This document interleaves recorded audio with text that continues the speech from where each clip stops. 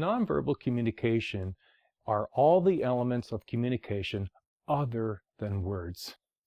Now, scholars state that the majority, between 65 and 93, that kind of depends, or percent that is, it depends on the scholar, as being a way of measuring from nonverbal behavior of our total communication package. So, like language, nonverbal communication is also related to culture and gender. So first, nonverbal communication conveys cultural meanings of gender. Second, men and women use nonverbal communication to express themselves as gendered. And we're going to look at that. So this week, we're going to consider what function nonverbal behavior or nonverbal communication plays in conveying messages or communicating to one another. Let's get started.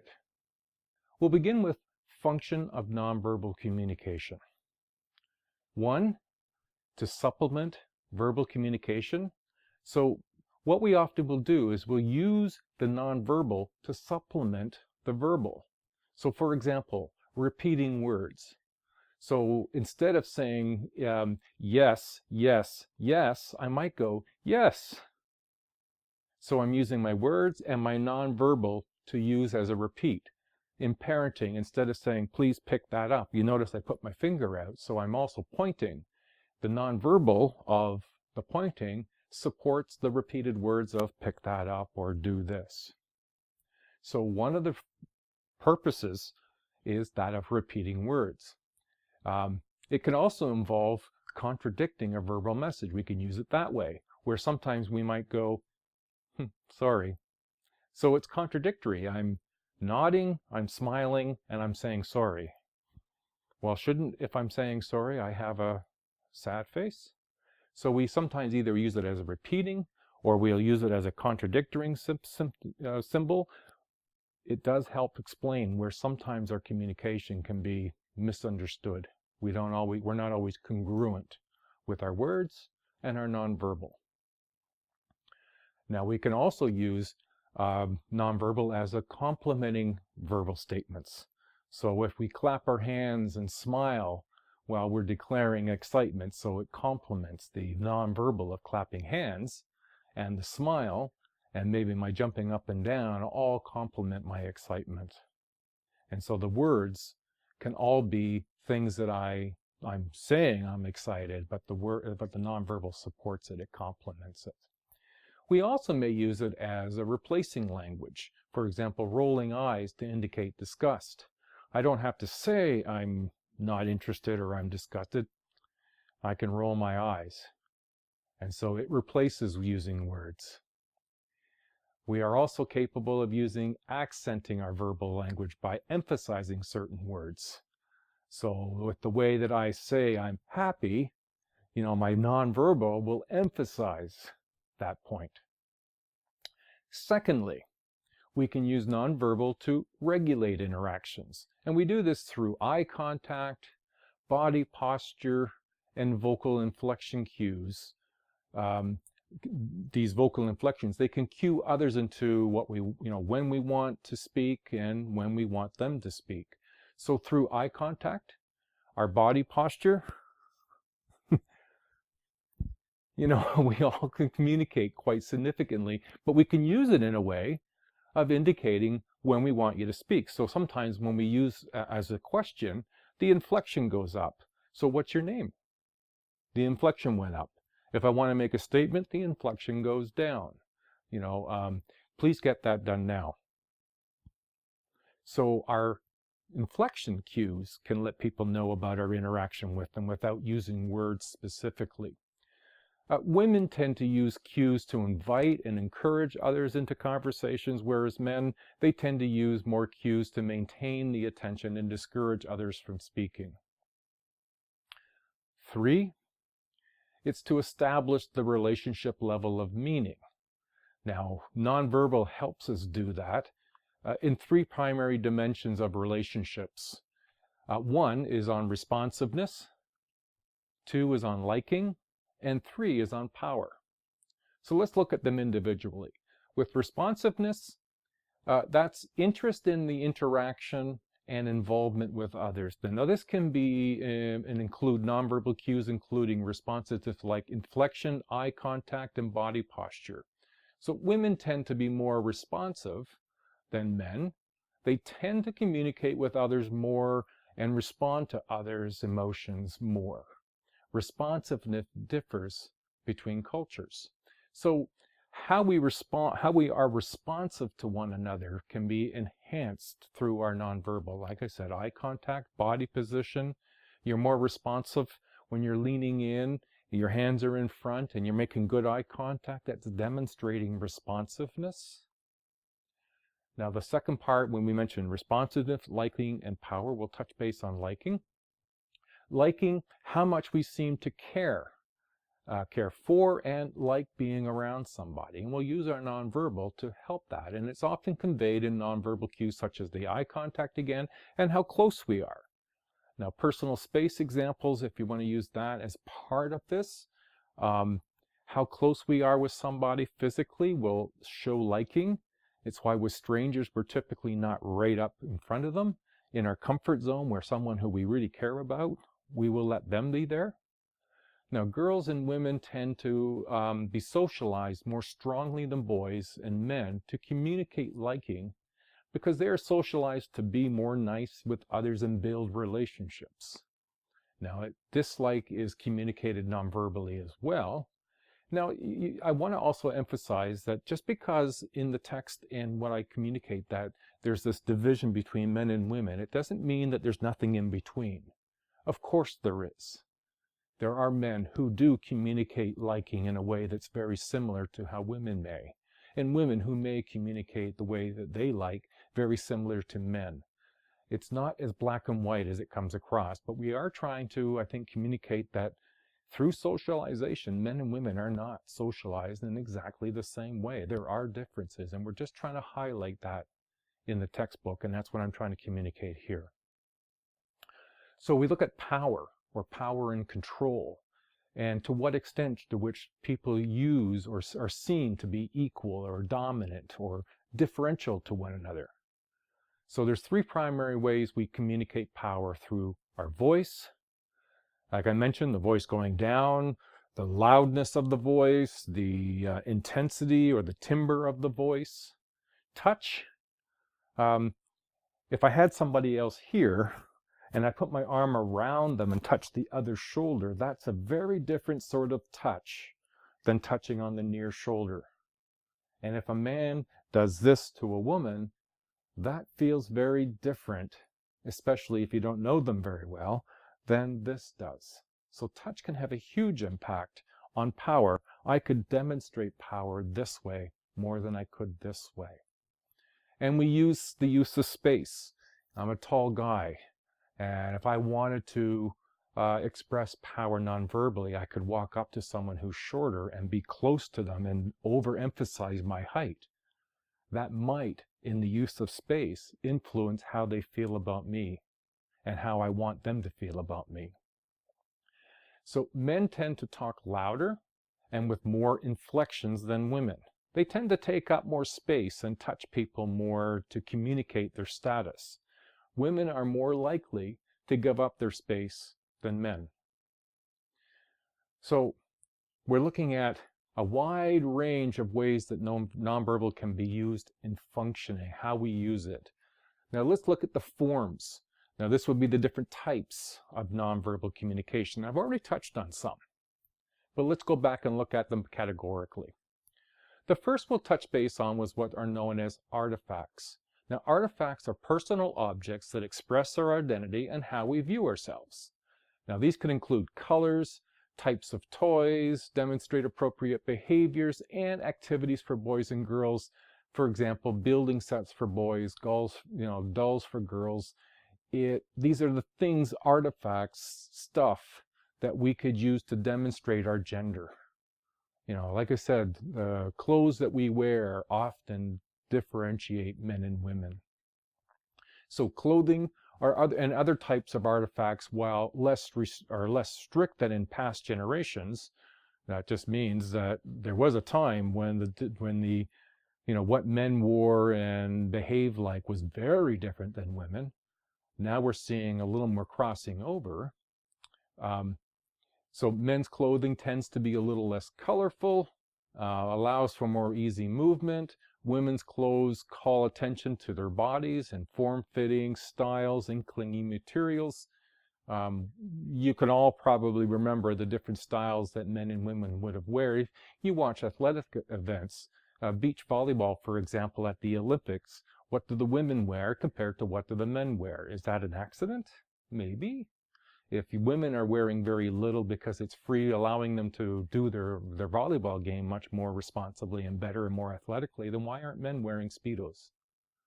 It's interesting that in our cultures, we do see that the expectations of how men and women dress is different. Advertising. Oh, and you could spend a whole course looking at the role of advertising and gender. Advertising emphasizes what artifacts men and women are supposed to use. Some people use artifacts to challenge cultural prescriptions of masculinity and femininity. Now, number 2 type are what's known as proxemics and personal space, and this refers to how people use the distance in space.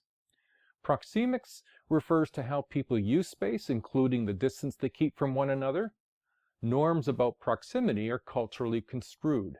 That's usually, because it's usually one of those things that power are given, people with power are given more space. Now, the proxemics would be what's your personal bubble? You know, how much space do you like to keep between you and other people that you don't know very well, compared to the space you want to leave for people who you care about a lot. And again, for those who you don't know at all and maybe don't even like very well, you might have a bigger space. So that has a lot to do with how we communicate. That if somebody wants to impress upon you something important and maybe some power over you, they will breach some of your personal space. Now, there's a subterm in this that's called territoriality. And this is personal space that we protect from the invasion of others. People with more power have more control over how they use their space. And women are more likely than men to give up their personal space. Now, one of the ways to look at this territoriality along with artifacts would be, how do you decorate your house, your apartment, your office? Now, what we would find is that people who are powerful positions often have more space, and they decorate it differently and put up the personal things that represent their power, pictures of people they've had their picture taken with that are in powerful positions, up on their wall, their accomplishments and things, and they have the space to do that, whereas everybody else who's not a boss is in a cubicle and can pinpoint things on a spongy, wall that separates them from the other person in the cubicle. And so territoriality is, how do we do that? You walk into my house and I'll have up my personal effects to define my space, but I go into your house and you would have entirely different things. Each of them represents our territory, and it's done non-verbally. Third is haptics. Now, this is the use of touch. Females are more likely to initiate touches to express support, affection, comfort, while men associate touch with control and power. Men are also more likely than women to use touch forcefully, and many men are unaware of how strong they are. Now, this topic is very interesting. Men typically don't hug each other. They might do, a fist punch, they might do a chest pump, but you look at other cultures where it's appropriate, and an appropriate way to communicate for men to show affection and friendship is to kiss on the cheek and to hug. It's not something that's very common. It might be changing in North America, but it's not very common in North America for men to show affection to one another in terms of friendship. It gets misunderstood to be something more intimate than maybe it in fact is. And it's partly a cultural belief or expectation about what men and women do in terms of expressing using touch as an example. Fourthly, kinesics. This is the facial and body motions that we use. In Western, Caucasian women tend to smile more than Western Caucasian men. Now, I say Caucasian because it varies from culture to culture and from ethnicity to ethnicity as to what kind of contact, whether it be smile or eye contact, or expression of emotions that we're supposed to share. For many women, smiling is a basic interactional behavior, whereas for many men, it's a signal of emotion. And men are typically not socialized to show as much emotion as women are. Men are more likely than women to use aggressive kinesics. Women tend to make more eye contact during conversations than men do, and men tend to perceive sustained contact, eye contact, as aggressive or challenging. In the gang world, looking too long at somebody is a sign of disrespect. Don't you know who I am? And that might be reason to have a fight. Now, paralanguage, this is the fifth one. This refers to voice, voice pitch, volume, inflection, and pauses. Male and female physiology doesn't fully explain the differences in pitch. Men tend to use a lower pitch, where women tend to use a higher pitch, and less inflection to gain and hold attention. Our tone of voice, the cadence in which we speak, how fast, the rate, all can be nonverbal communication. Even though it sounds like it's verbal, verbal are the words. Nonverbal are the way that we use words with our voice inflections and how loud we speak, and those things are nonverbal. Okay? Women tend to use softer pitch, lower volume, and more inflection to appear polite and caring. These are socialized behaviors and not entirely a result of physiological difference. There isn't a physical element in the larynx that causes that for women or doesn't allow that in men, is the point. Okay, number 6. 6 is the physical appearance, refers to how a person looks. Now, both sexes may feel pressure to conform to culturally defined ideals and appearance.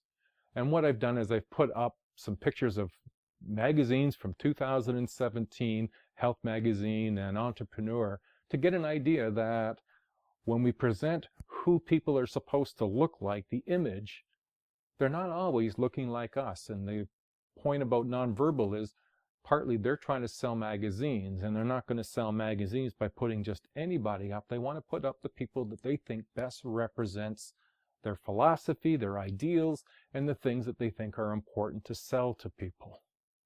And that influences a lot of people's decisions about what they need to look like and the pressures that we may feel to accommodate that.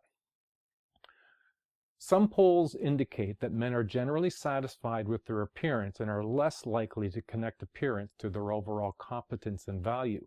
However, as our culture increasingly emphasizes men's bodies, more men are attempting to gain idealized muscular masculinity through working out, weightlifting, even steroid use. Gay men are more likely to attach physical appearance to self-worth. Girls and women are more likely to feel negatively about their appearance, and this dissatisfaction, particularly for Caucasian women, influences overall self-esteem. And these are all nonverbal elements, and we see this constantly. We're barraged with appearance issues. Western culture emphasizes an extreme thinness. It also is dangerous in terms of its dangerousness to physical health, and it may be a factor in girls and women increasing concerns with weight and eating disorders. Now, we certainly are seeing more social media reflect acceptance of all variations of women and men, and that certainly is encouraging, but the pressures are still there to be of a certain variety, a certain way. In general, Western Caucasian women are more likely to strive towards unrealistic body ideals, whereas African American women, particularly those who strongly identify with their ethnic heritage, tend to be more satisfied with their bodies and less prone to eating disorders. Slide 4. Now let's look at the differences that exist between women and men and their skill for interpreting nonverbal behavior. Generally, Females are better able to decode nonverbal behavior and more accurately perceive others' emotions. However, men are noticeably faster at recognizing angry facial cues. Now, various theories are offered to explain this strong ability to read feelings. If we look at the biological theories, they posit that it's a result of a sex-related brain difference. Cognitive development and social learning theories, they state that females are encouraged to be sensitive to others and to the relationships from a very young age, so their socialization. Standpoint theory, well, it suggests women's ability to decode results from their standing as subordinate members in society, that influences their ability to do so, given where they are on the scale and standpoint. Okay, let's also now look at the cultural values associated with nonverbal communication, and there's a lot. Women's nonverbal behavior tends to emphasize community, and men's emphasize agency, the doing. Research suggests that women are expected to act more dependent and men more independently. Western society has a bias towards favoring more masculine qualities. Now, when we talk in terms of this variation, you remember when I posted the video of nonverbal behavior, and in particular, maybe I didn't do it in this class. Back it up. Masculine qualities will end there, and then we'll just carry on. And we can also say that cultural beliefs are changeable. Nothing that we used to do, or very little of what we used to do, still holds true today, that these things are changing, and they're going to continue to change, and they're going to change rapidly with the use of social media and media generally, and the way we interact with people on a day-to-day basis. They may be altered as we recognize differences in the non-judgmental manner and resist restrictive nonverbal gender prescriptions. We may just start to become better at discerning what's positive and what's negative, and start to push and behave in that way. Thirdly, respecting gender styles of nonverbal communication. Now, I'd like to sort of say in conclusion, what makes the value to making an effort to understand, respect, and to appreciate others' nonverbal communication on their own terms. By recognizing and attempting to understand others' pattern of nonverbal behavior may also increase our appreciation for individual differences and less rigidity restricting our expectations for nonverbal behavior. It may also provide a greater range of communication options for us. I hope you found this useful and interesting, the combination of verbal and nonverbal communication and how we use it to express gender in our culture. All right, everybody, keep up the good work.